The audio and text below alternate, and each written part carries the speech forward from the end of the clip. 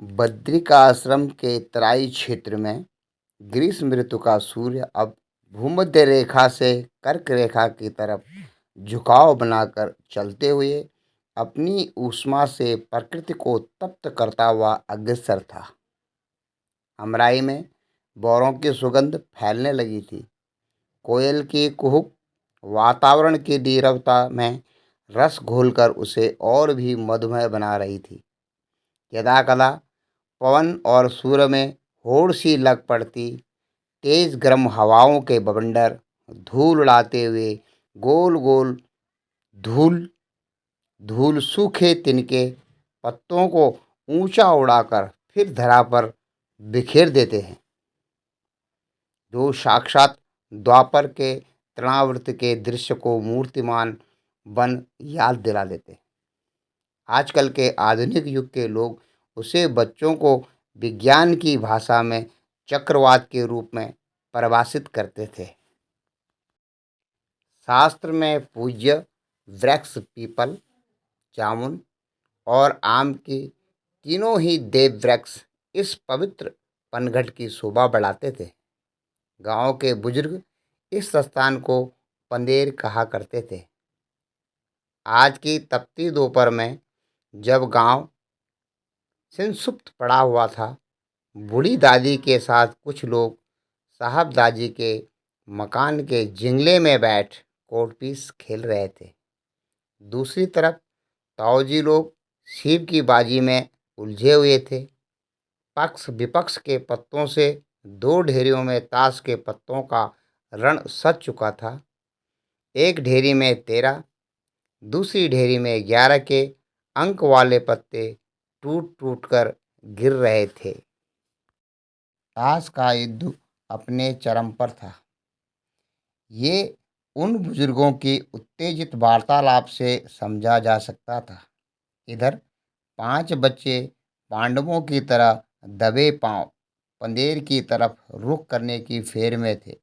जैसे ही मैंने अपने तिखंड की गुफानुमा घर का दरवाज़ा खोला, दोपहर की तेज धूप से आंखें चुंधिया गई। साथ ही एक गर्म हवा की अलंकार मुझे चेहरे को जलाती हुई महसूस हुई। पर बचपन का उत्साही मन एक रोमांचकारी अनुभव के लिए लालायित था। बहुत दिनों से आते जाते पंदेर के बूढ़े पीपल पर लगे मधुमक्खी के छत्तों को मैंने खुद गिना था। जाने क्या अनोखा सुख मिलता था ऊंची पीपल की शाखाओं पर लगी मधुमक्खी के बड़े बड़े छत्तों पर पत्थर मारने पर। क्या ही अनोखा अनुभव था जब सनसनाता कोई पत्थर तीर की तरह उस शहद भरे छत्ते को बीतता हुआ पार निकल जाता और सिपाही मधुमक्खी मुस्तैदी से पेड़ के चारों ओर उस कार्य के कारण को ढूंढने में लगती। अजीब से गुनगुनाहट से सारा वातावरण गुंजायमान हो जाता। अब चूहे बिल्ली, चोर सिपाही, हिंदुस्तान पाकिस्तान की जंग जैसा माहौल चारों तरफ फैल जाता। एक लुका छिपी का खेल शुरू होता। वही रोमांच हमें अक्सर जब सब गांव दोपहर की धूप से बचने के लिए घर की छांव में सुस्ताने लगता। धीरे धीरे बाल मन में कौतूहल जागने लगता और धीरे धीरे खुलते किवाड़ों की ओर से नन्हे कदम चुपचाप अलग अलग दिशाओं से पंदेर की अमराई की तरफ उठने लगते। आज जब नियुक्त गंतव्य पर बाल मंडली पहुंची तो कुछ 5 सूरमा ही अपनी घरवालों की आंखों में धूल झोंक कर इस मिशन इम्पॉसिबल में पहुंचने में सफल हुए थे। मुझे देखकर खुशी हुई। चलो कुछ अच्छे निशानेबाज भी इसमें शामिल थे। चाची के भीवल के पेड़ के नीचे की एक बासा की एक बड़ी झुरमुट थी। उसी को आज के हमले के लिए किलेबंदी की जगह चुना गया। कुछ देर बैठकर सभी सदस्यों को आने वाले खतरे से अवगत कराया गया। देखो, ये हंसी खेल नहीं है। बच्चू अगर रिंगाल की पकड़ में आ गए तो फिर तो राम नाम सत्य समझो। ये तो पानी के नीचे भी नहीं छोड़ते। ये सब बारीकियां पहले से ही सब बाल सूरमाओं को समझा दी गई थी, पर होनी को कुछ और ही मंजूर था। इससे पहले कि निशानेबाज सरसंधान करते, तेजी से कुछ मधुमक्खी उनके सिरों पर मंडराने लगी। अबे, किसने पहले ही पत्थर फेंक दिया? साले रिंगाल, पहले ही किसने बिराड़ दिए? चुपचाप चुप हो जाओ, नहीं तो बचोगे नहीं बच्चू। बगल की झुरमुट से एक सरगोशी की सी आवाज आई। ये क्या? एक 4 सदस्यीय दल पहले से ही पीपल के छत्तों पर गोलीबारी कर चुका था।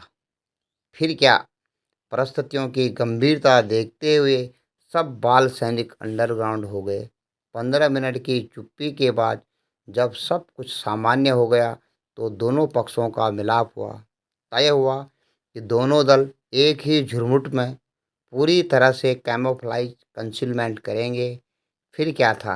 कहीं से टूटा नरेला खोजा गया, उसको झुरमुट के मध्य में रखकर छिपा दिया गया।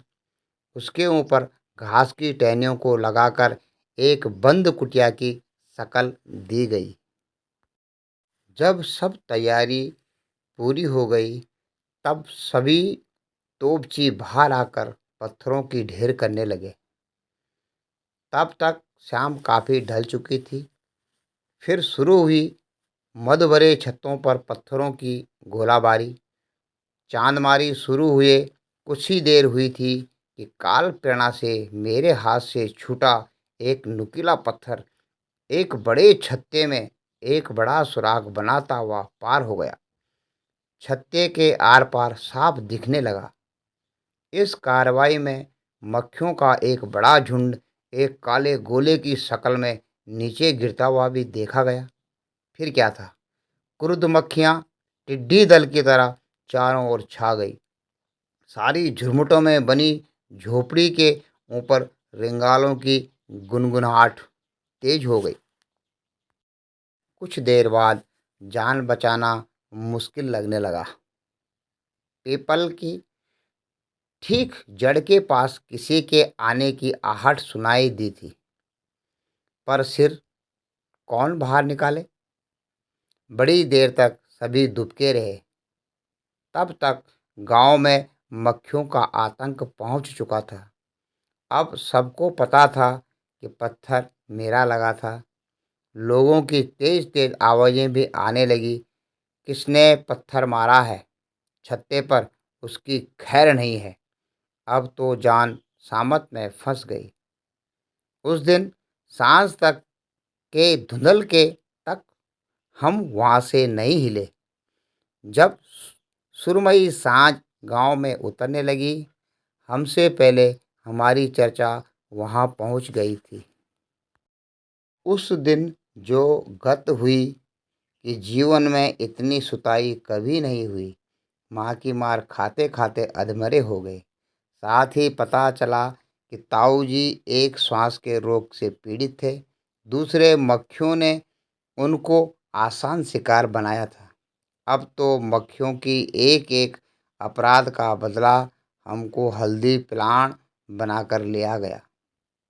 उस दिन माँ की मार से मरते मरते बचे। अब तो आज भी उन छत्तों से भय लगता है।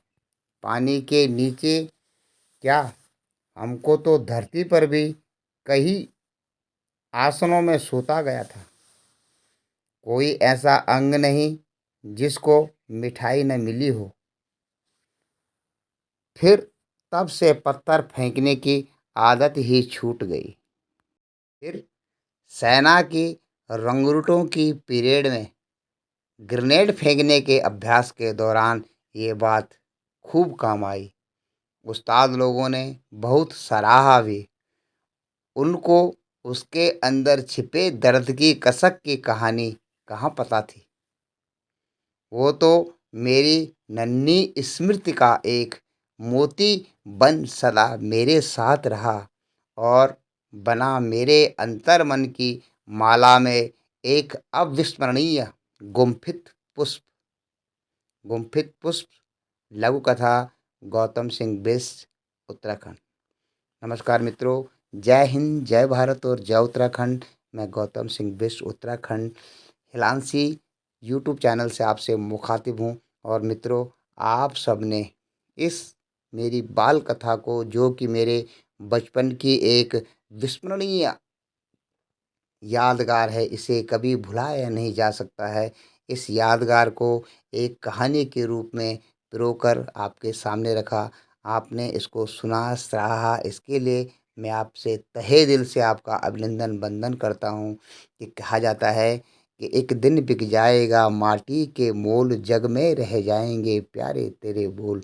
दूजे के होठों को देकर अपना गीत, कोई निशानी छोड़ फिर दुनिया से डोल।